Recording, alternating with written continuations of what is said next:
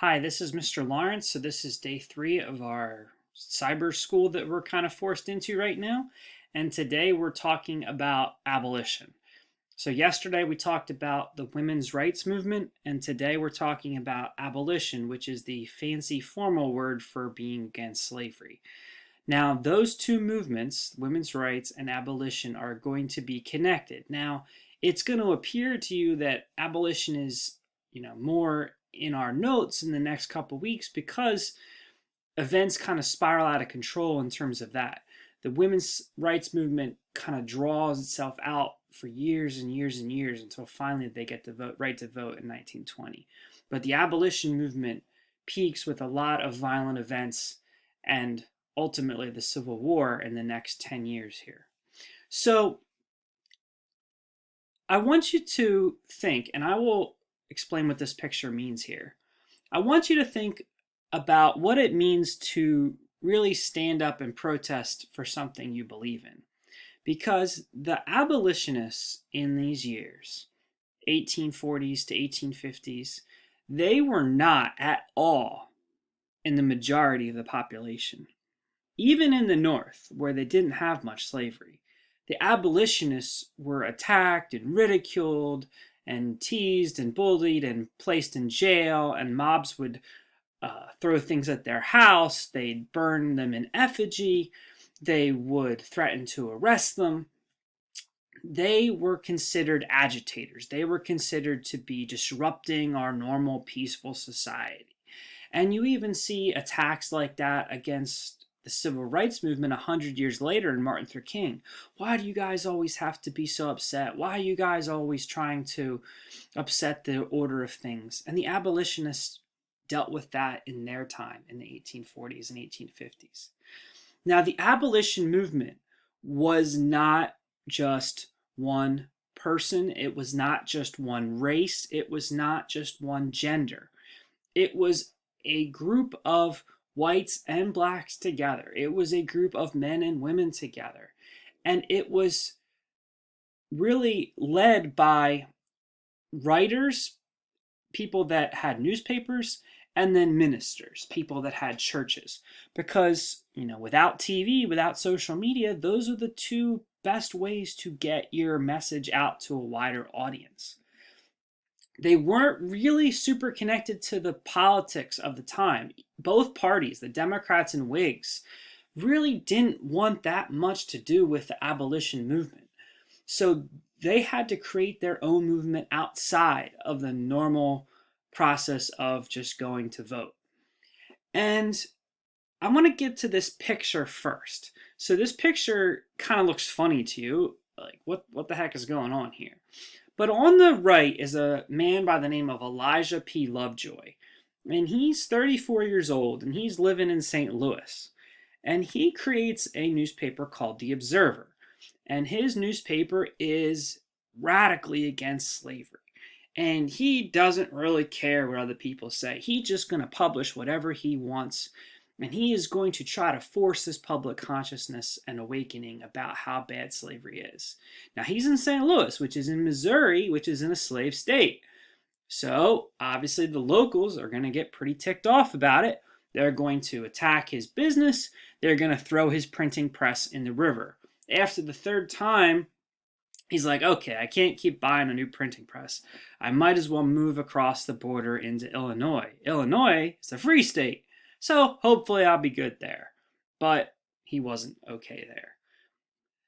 They had more mob attacks on his facility. He eventually had to hide his printing press in a warehouse, which is what you see here in this video, or in this picture. And one night in November of 1837, the mob came to his warehouse to try to grab his printing press again. They wanted to throw it into the river.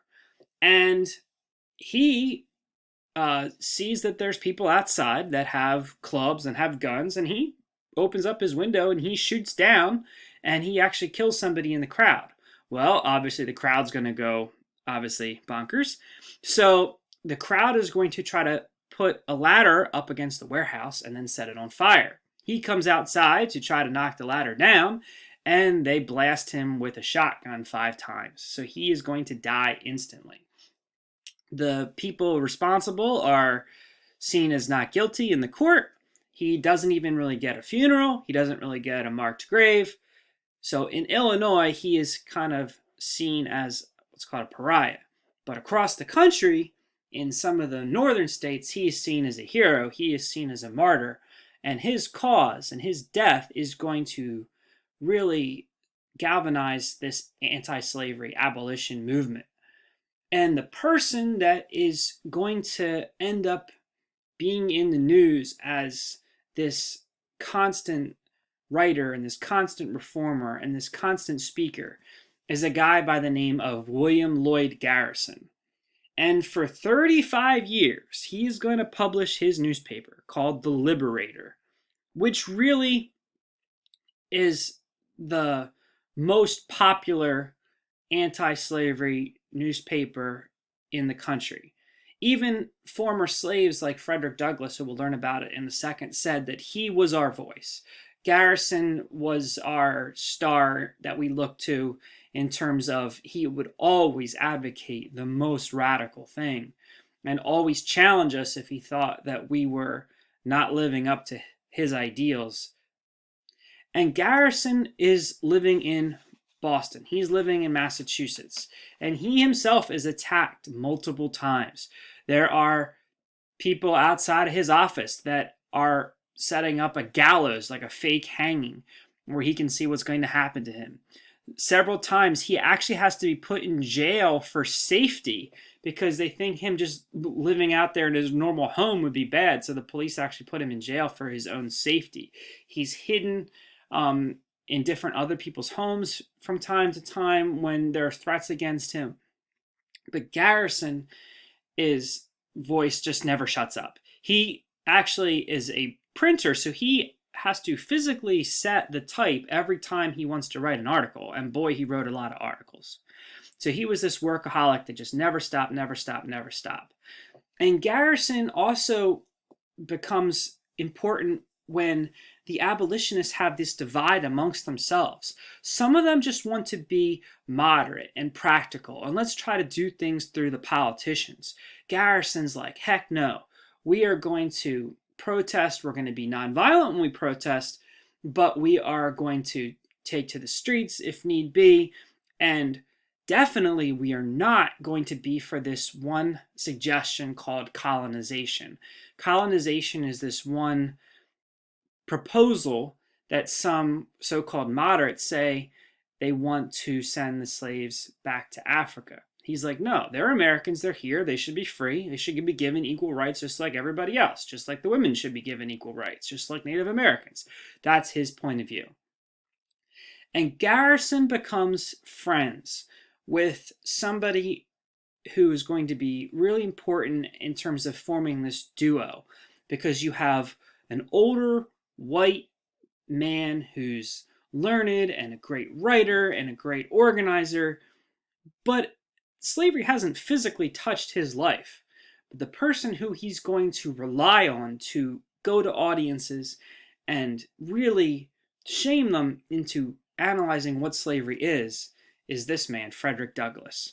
So Frederick Douglass escaped slavery in Maryland. In the 1830s, he was in Baltimore as a slave. He actually met a girl he liked, and that kind of gave him his one last motivation to try to run away. He's able to try to wear clothing of a free man. He's able to try to get a fake papers, and he's going to escape from Baltimore to Philadelphia, and then from Philadelphia, he's going to head up north towards Massachusetts. And in Massachusetts, he's going to meet Garrison. He's going to read his papers, and then he's going to meet him. And Garrison ultimately helps persuade or convince Douglass to speak out in public about your personal experience as a slave. Most of these people in the North, they might be willing to listen, but only if they actually understand how bad slavery is. And Garrison just writing and screaming every day can't do that compared to somebody who's lived the slave experience.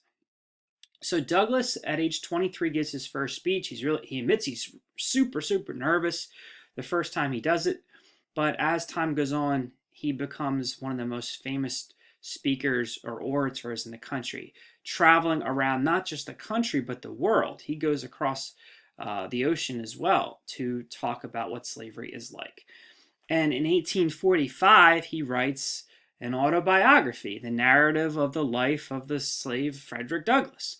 And that book is going to sell tens of thousands of copies in the first couple of years. And even now, it's a bestseller on Amazon. You can still go on booksellers and find that in any store because of how important it has proven to be in American history. So it's Garrison, it's Douglass, it's Lovejoy, but there's way more people, more than I can even possibly fit into one slideshow. You have Theodore Dwight Weld, who is the husband of one of the Grimke sisters. He ends up collecting a book of what he called 1,000 Witnesses of Slavery, of all these different slave experiences by talking to freed slaves. You have this guy, Stephen Simons Foster, who will go from church to church showing worshipers actual slave shackles and trying to demonstrate in this very physical way what slavery looks like. You have Frances Harper, who becomes one of the first African American women to go around and speak in public, just like how Douglass was doing. You have William Cooper Nell kind of establishes another paper called the North Star. So Garrison is a white publisher, Nell is a black publisher, so Nell publishes his own paper with the help of Douglass providing some of the money. And then you have other ministers. You have ministers like in the AME Church, the African Methodist Episcopal Church. You have this other guy, Theodore Parker. And the reason I'm going to end here today with Theodore Parker is the abolition movement really is connected to the civil rights movement that you might have heard of with Martin Luther King. Theodore Parker had this famous quote. He was a minister, and he was involved in all aspects of this abolition movement. And he had this quote about how he said, "I do not pretend to understand the moral universe. The arc is a long one. My eye reaches but little ways. I cannot calculate the curve and complete the figure by experience of sight. I can divine it by conscience. And from what I see, I am sure it bends towards justice." And Martin Luther King kind of paraphrased that, and he says, the arc of the moral universe is long, but it bends towards justice. And there is a connection between these two movements 100 years apart. And even in the moment, they know that they might be unpopular, they might be attacked, but over time, they can persuade more people to their side. So again, we're in the years 1840, 1850, getting closer to 1860. The rest of the country still very much doesn't want to confront anything that's going to upset the apple cart or upset the status quo, especially with the South giving so many threats. But these abolitionists are going to keep pushing the envelope, and eventually there's going to have to be some type of reckoning. This can't last forever, where you have the South, what are called the fire eaters, the people saying we must expand slavery everywhere, and these abolitionists in the North saying we must get rid of slavery everywhere. So that's it for today. Hope you have a good day.